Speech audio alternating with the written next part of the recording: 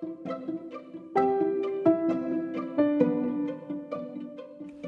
is the Myla Sweet Podcast, where you'll learn to get unstuck.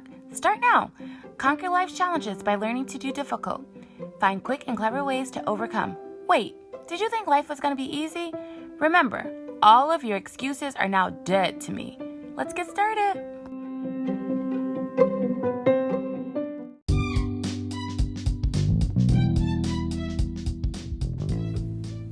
Guess what time it is? It's time for you to hit the subscribe button and find just 1% that you think will benefit from this. But if you're feeling a little like generous, right? Or you're super free with your time right now, probably doing nothing because you're listening to this. Well, maybe if you're doing something, actually just make yourself free right now. Hit subscribe. What are you waiting for? Hit it. Come on. Hit subscribe. So I want to take a little turn for a bit and figure out how we can take complex ideas and make them really simple in order to apply them to our lives. So last time we were talking about, you asked me how I read so many books in a week or a year, and I gave you a very complex, abstract answer, and you were able to grab from that and say, okay, basically you're saying do this, this, and that. So how are you able to do that? Or what is like one way someone could hear that from someone, or a book or a webinar, seminar, and take something applicable when maybe it's very vague at first, you know? I think that the first thing to do is, as I'm listening, I'm always filing the information into several buckets. Like, oh, that's extra ancillary stuff. I don't need that. Also, please give me a gold star. I said stuff and not what I was really thinking. So, gold star, girl. So 3 of them.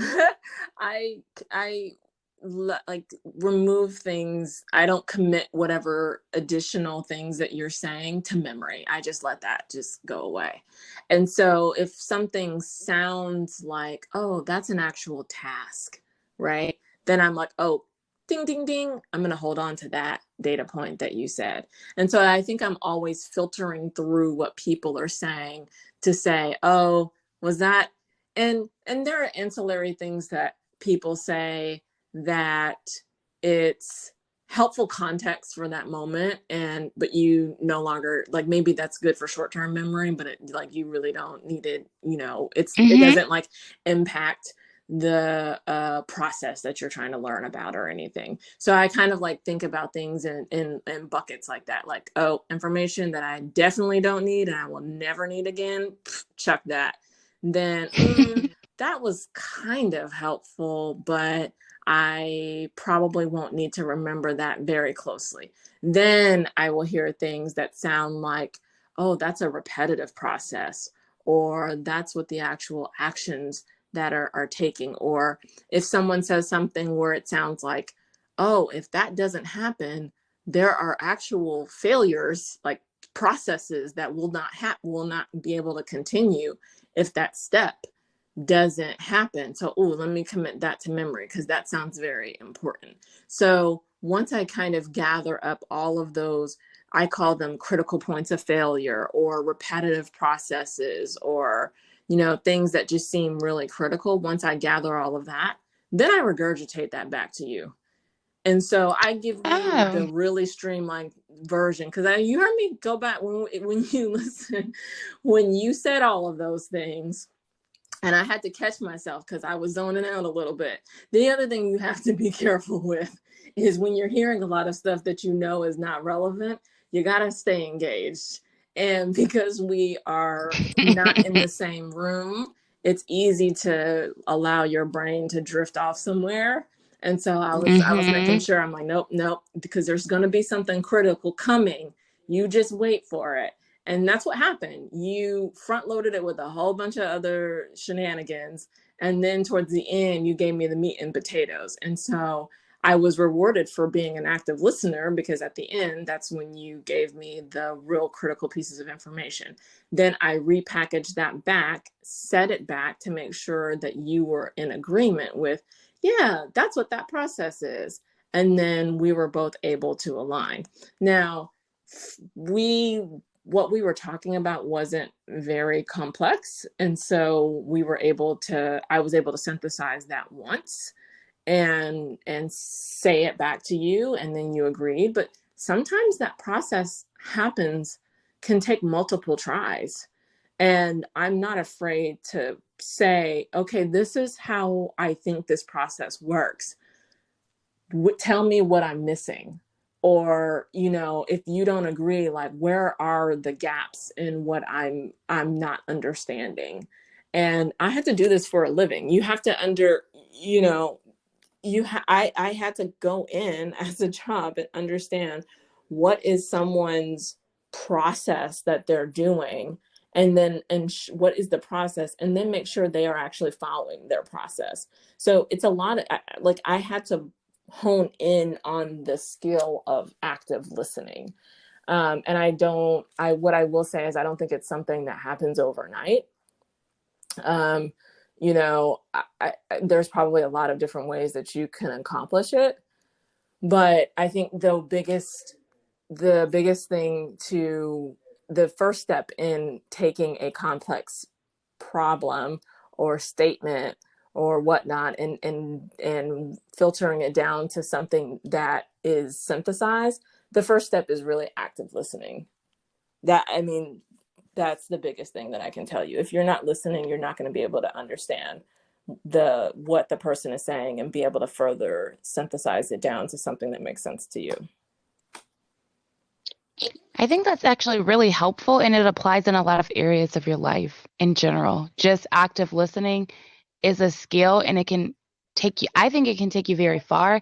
It also, like you said, helps you get to the meat and potatoes.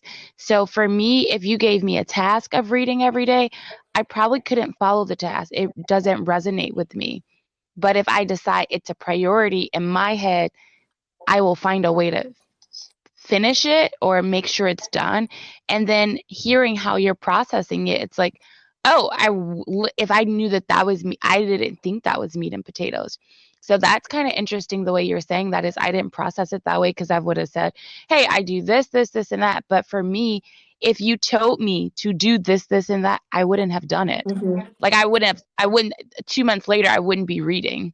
So it's interesting. I don't know. That's very fascinating to me that you said it that way. And it's also interesting as well because I think it teaches you like that communication is really a skill and an art, and everyone perceives and processes things very differently.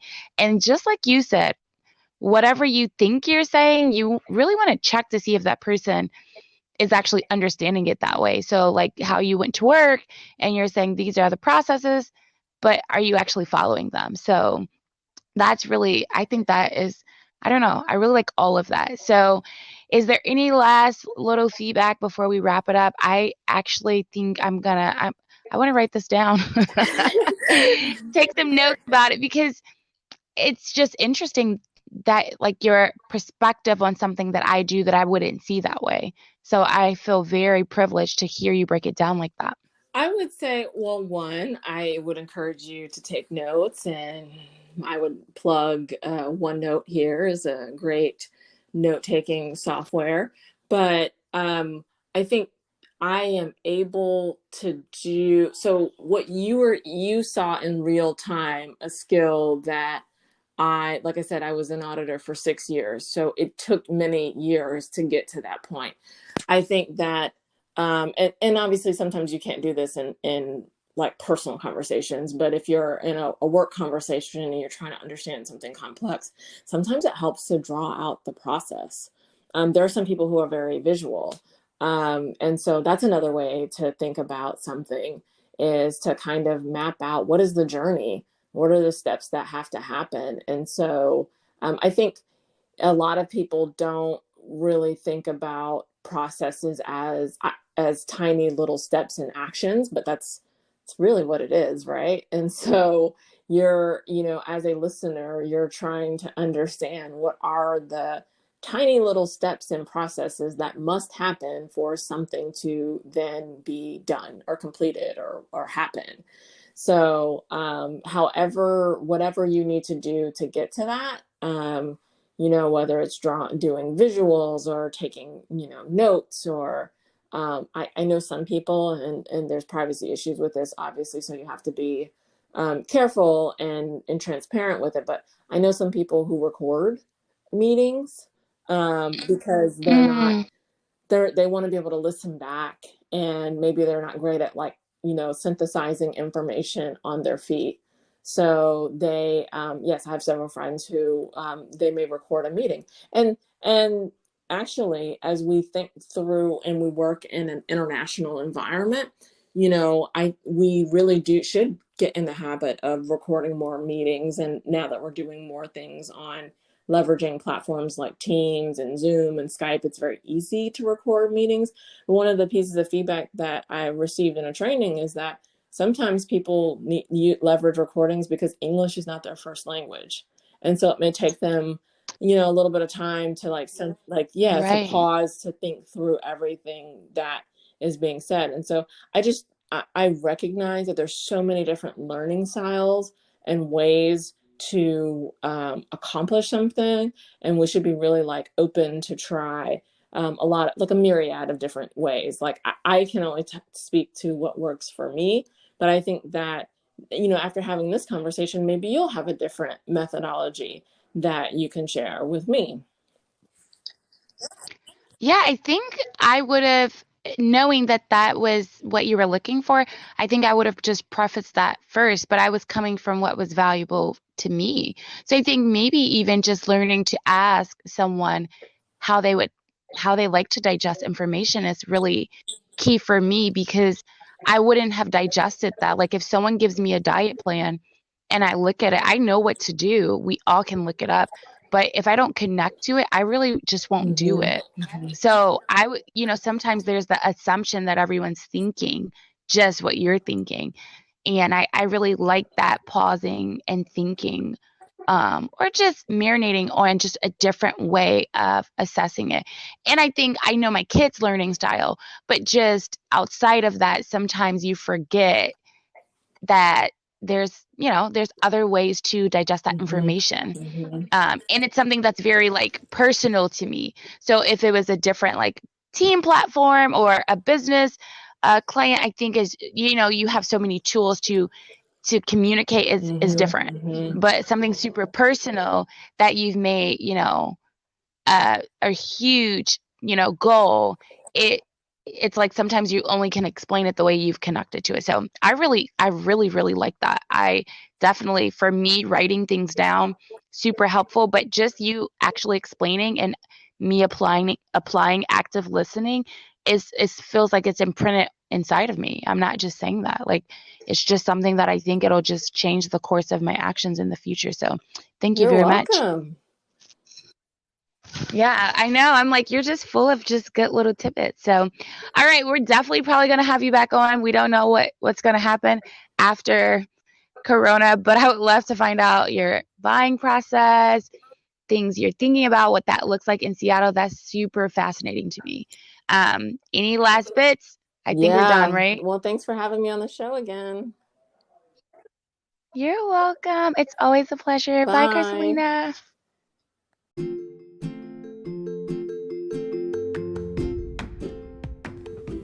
All right, that's another episode in the books. Hello? Hello? I said it's over. Why are you still listening? Like, seriously, the episode is over. If you're still listening right now, you know what? You're probably a chronic procrastinator. Guess what? I'm still listening too. Come on, for real, seriously. We gotta go do something productive. No, like for real. No, for real, for real. Okay, you can keep listening.